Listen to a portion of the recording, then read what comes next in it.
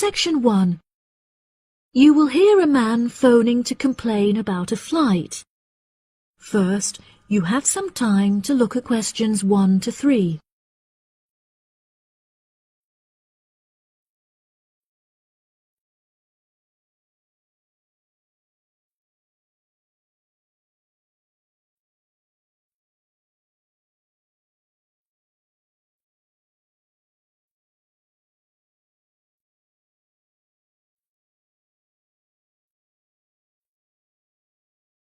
You will see that there is an example that has been done for you.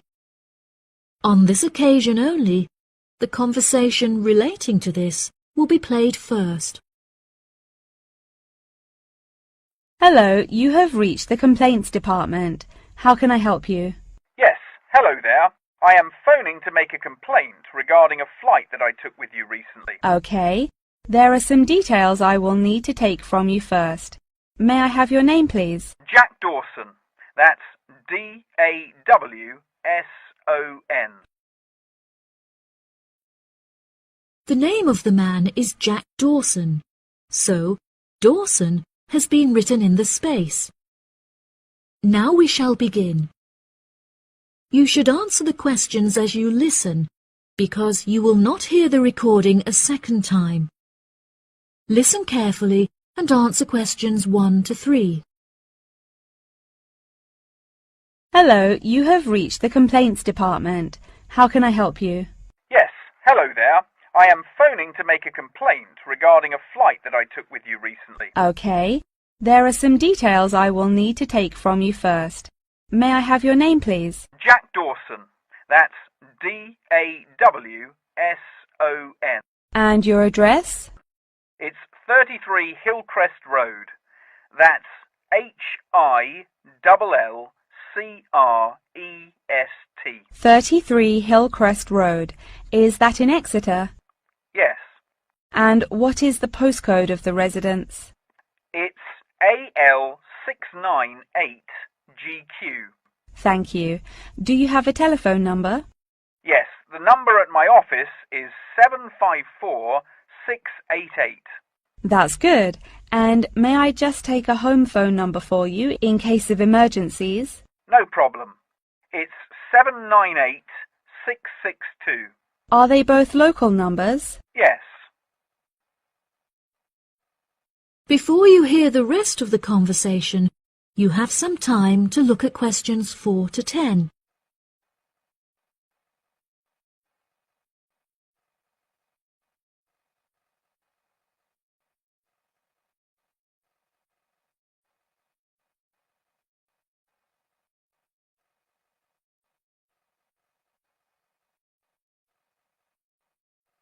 Now listen and answer questions 4 to 10. Okay, great. Thank you for your patience. Now, what is the nature of your complaint? I'm phoning to complain about a flight I took recently. I always take certain measures to ensure that I will be comfortable. For example, I always pay the additional cost for extra legroom, and I always arrive punctually for the flight to make sure that I'm seated beneath an air conditioner. Unfortunately, I was disappointed to find that the air conditioning on the plane was broken, so I spent the entire flight in discomfort as it was too hot and the air was stuffy. I see. I do apologize for this fault with the air conditioning. Now, while I have you on the phone, would you mind answering a short questionnaire regarding your recent flight? Sure. Okay, let's get started. What did you think of the food that was served to you during the flight? I thought that it was inexpensive and quite delicious. However, I was still very hungry afterwards, as it was a very small portion and more of a snack. Providing a snack for lunch is not reasonable. Okay, I have noted that down. What was your opinion of the quality of service that you received from our staff on board?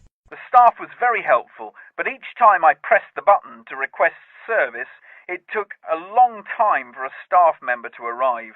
I found this frustrating, as there just weren't enough staff on board the flight to be able to serve all the customers. Okay, that's great. Thank you very much for answering those questions. Are there any other parts of your travel experience that you would like to comment on? Yep. The process of moving through security was very quick and helped to make my travel experience stress-free. Okay.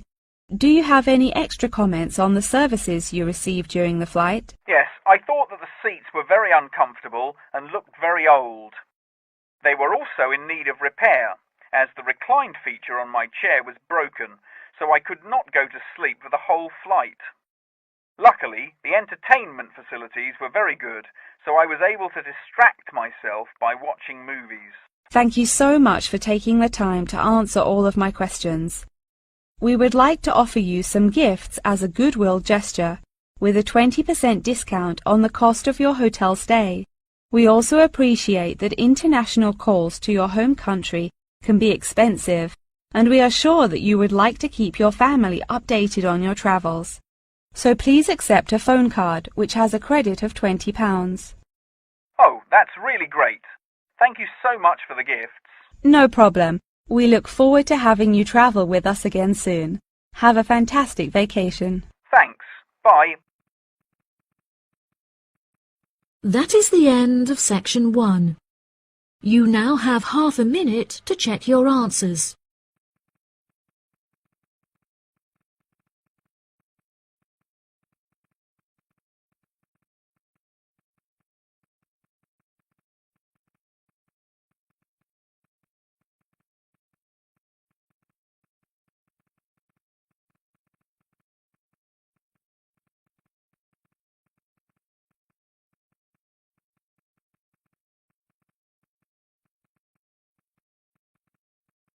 Now turn to section 2.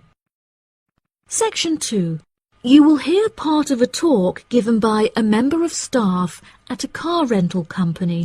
First, you have some time to look at questions 11 to 16.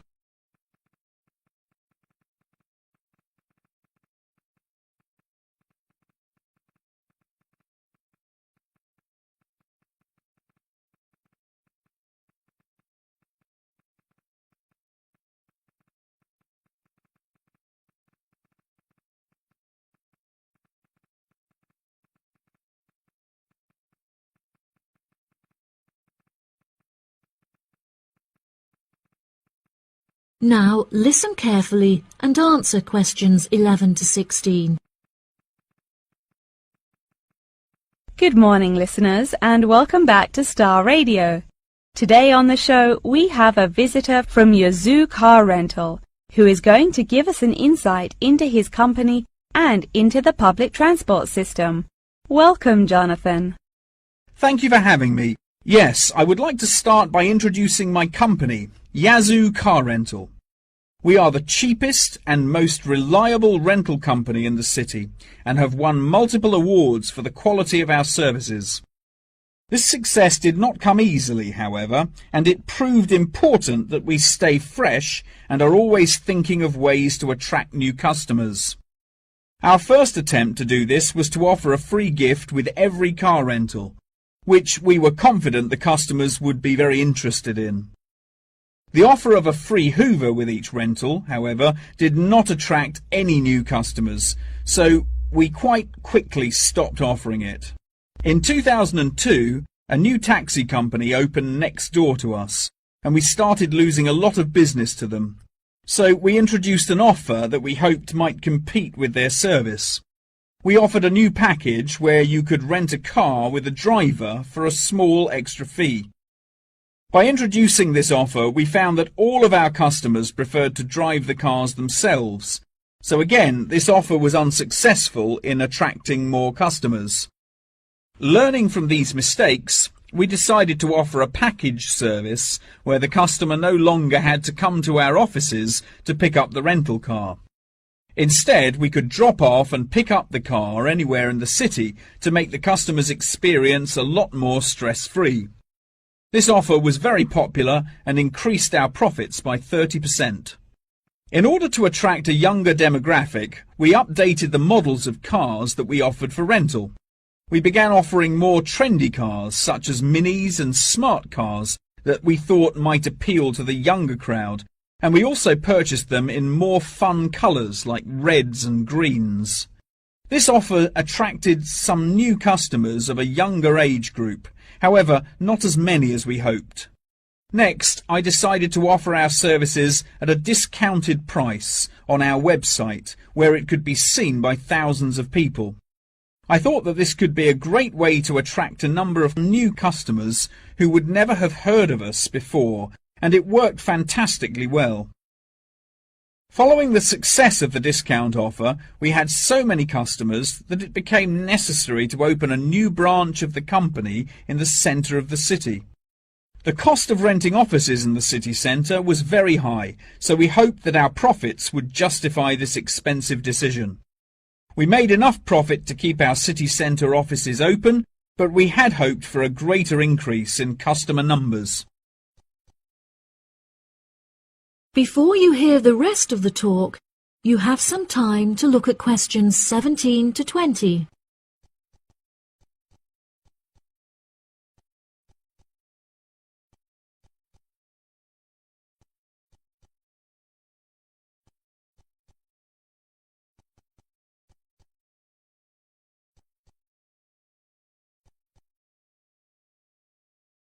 Now listen and answer questions 17 to 20.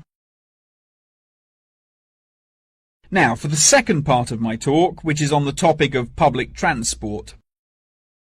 There are many benefits to public transport. For example, the recent introduction of bus lanes has meant that buses are now unaffected by traffic jams and are able to stay on schedule. Unfortunately, as fewer and fewer people are taking the bus nowadays, the service has become quite inefficient.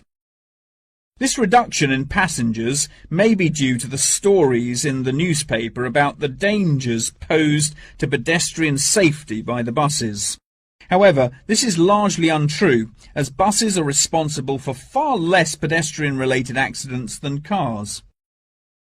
I use the bus service often, as car petrol is so expensive nowadays that the bus is far more affordable. However, if I am in a rush, I prefer to take a taxi, as they tend to get you to your destination very quickly, so you can remain punctual for your appointments. I also very much enjoy flying to my destinations, as the service is incredibly fast and the airports are always very easy to find. Personally, my favourite mode of transportation is the bus. Due to the lack of people using the service, I have found that the buses are never overcrowded, so there is always a seat available. They are also never dirty, as they get cleaned regularly. However, I have found that sometimes the bus can be over a half hour behind schedule, which can be very frustrating. There has been a lot of fluctuation in the price of bus tickets in the last couple of years. In the past, £1.80 for a ticket was enough to sustain the bus companies. However, as the price of fuel increased, so did the ticket prices.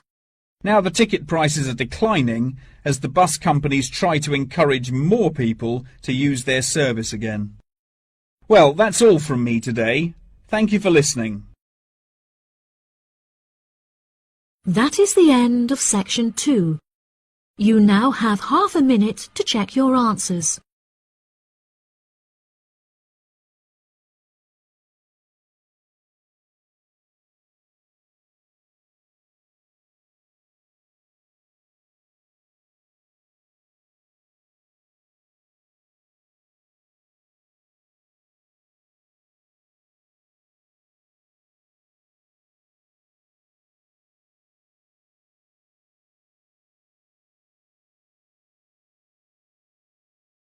Now turn to section 3.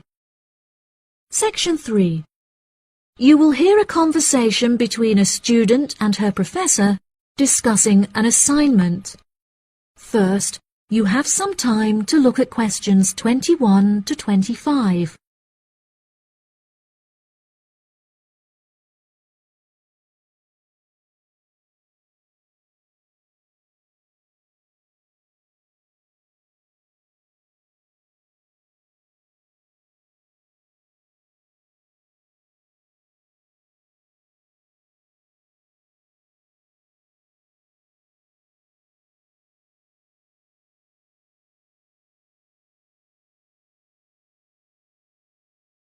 Now listen carefully and answer questions 21 to 25. Excuse me, Dr. Thompson. May I speak to you for a minute? Of course. Please come in. I'm Alexandra Jones. I'm studying business here at the university, and for my assignment I have to carry out a survey of people who own their own organizations. I heard that you are the founder of your own company, and I was wondering if I could ask you some questions about it. Yes, of course. Please fire away. Okay, great. We'll get started. Did you encounter any problems whilst you were starting your company? Actually, it was not as hard as I anticipated. I started out with very clear objectives, so I knew exactly what I wanted my corporate identity to be. It was very difficult to find the correct premises, as the property market in London is so competitive, but eventually I found the perfect site. The hardest part was structuring the business, as I had no formal template, so I had to create it myself. Yes, that is very impressive. Was it difficult dealing with staff? It's always tricky trying to satisfy a group of people with varying interests. However, I didn't encounter many problems. I found it very important to make the staff feel appreciated. So I hosted a staff day where we could all introduce ourselves and get to know each other as individuals. I was also able to talk to them about the type of work that they would be doing, and gave them the opportunity to share with me the issues they had with the allocation of the work. Okay. Did you hire a management team, or did you take on the role of the manager? Oh no, I already had enough tasks to take care of. I employed someone else to take on the role of the manager. However, he never consulted me before making decisions, so I was forced to let him go and hire someone else. And what did the other staff think of the new manager? They had a great deal of respect for him. It definitely helped that I consulted with them before hiring him. They were surprised that he has been so successful in his role at the company, despite the longer meeting hours. Since the company opened, has it had any great achievements? There are many aspects of the company that I am pleased with. However, there is one achievement of which I am particularly proud. I wanted a mural painted to brighten up our entrance area, so I decided it would be a great idea to invite the local primary school to create one for us. The youngsters had a great time, and I know they were thrilled to be included. Oh, that's lovely. Before you hear the rest of the conversation, you have some time to look at questions 26 to 30.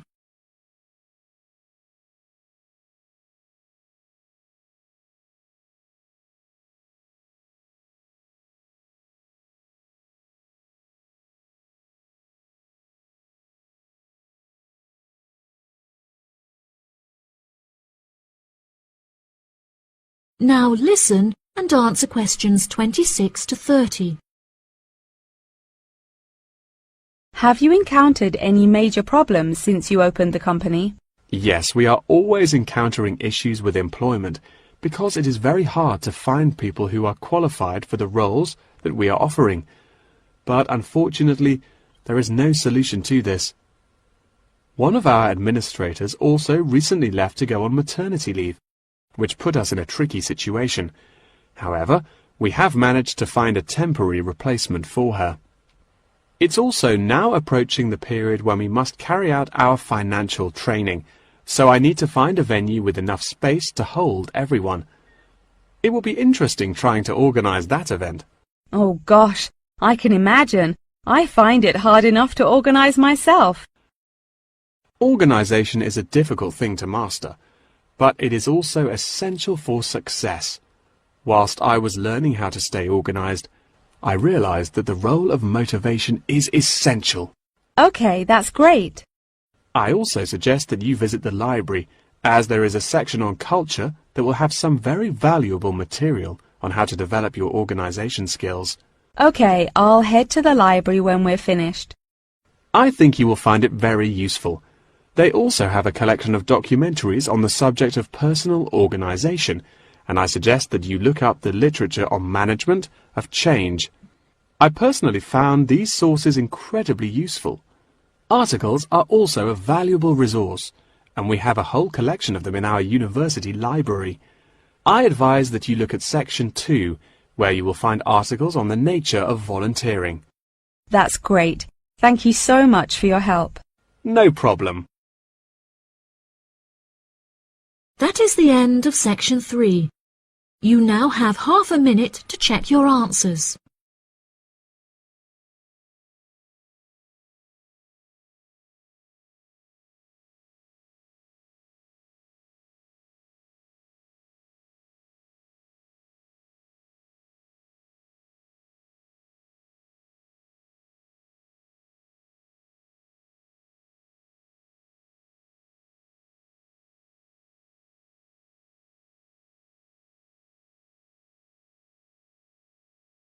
Now turn to Section 4.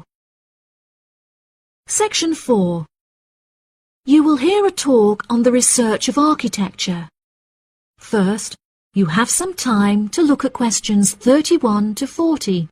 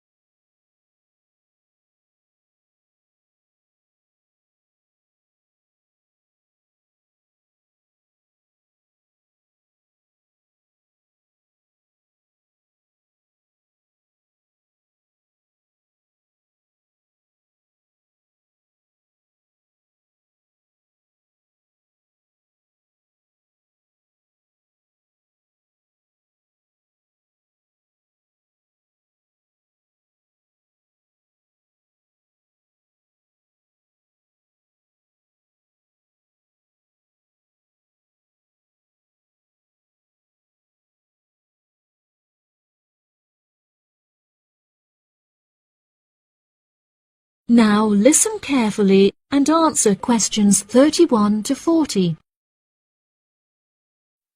Welcome, class, to your very first lecture in this series on architecture, conducted by myself, Dr. Torben Dahl.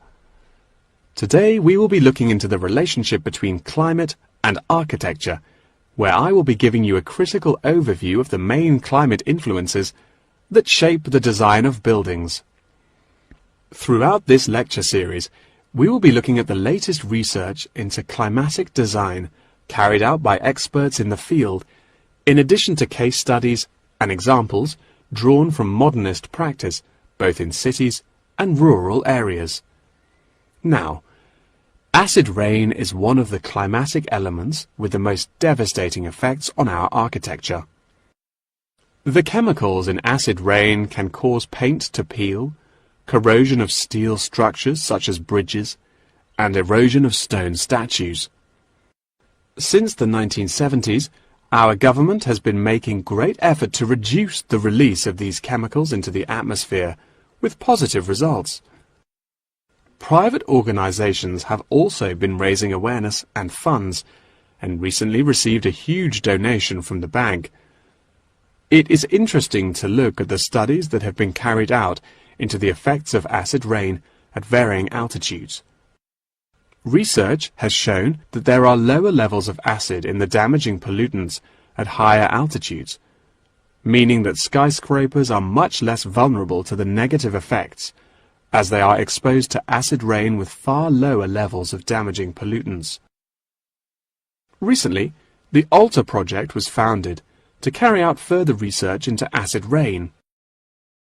This project is directed towards studying the effects of acid rain on old, traditional buildings of stone construction that are vulnerable to damage caused by acid rain. Masonry is particularly vulnerable, as it is easily corroded and weakened by the acidic chemicals. It is imperative that we protect these buildings, as they are valuable examples of our history and culture.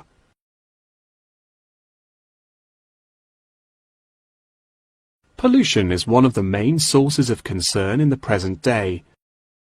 The construction industry contributes considerably as a source of pollution in its day-to-day processes of creating building materials such as concrete and glass.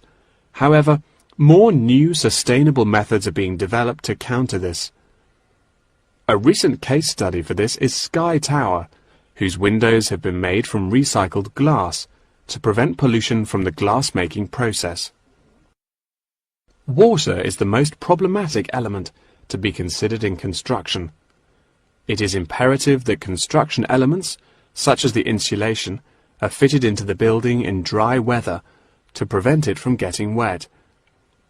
This makes winter an undesirable season for construction, as the heavy rainfall can have adverse effects on the building.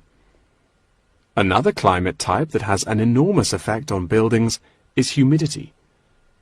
Constructions made of steel and stone are largely unaffected by humidity. However, it can have a serious effect on wooden constructions if the timber has not been correctly treated.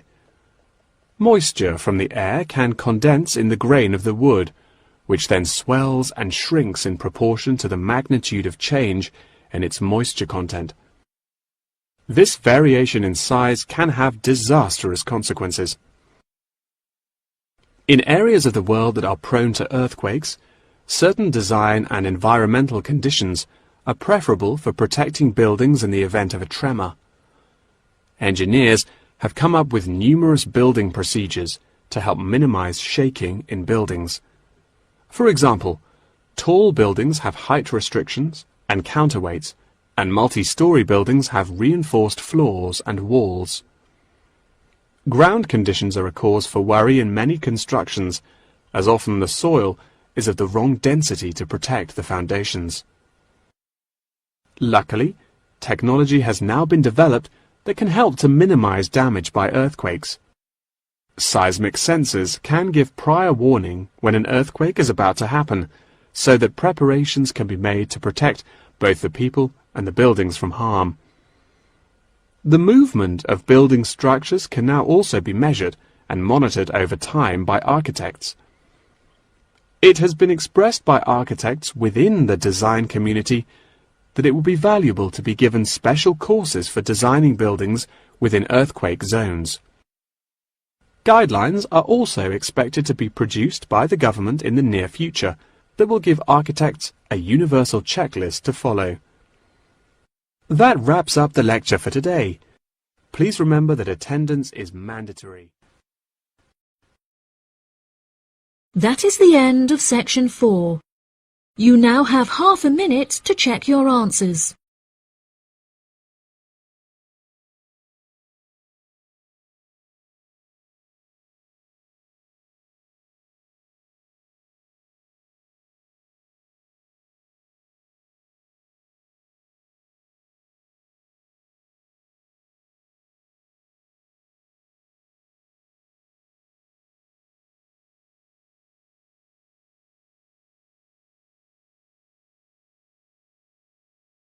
That is the end of the listen.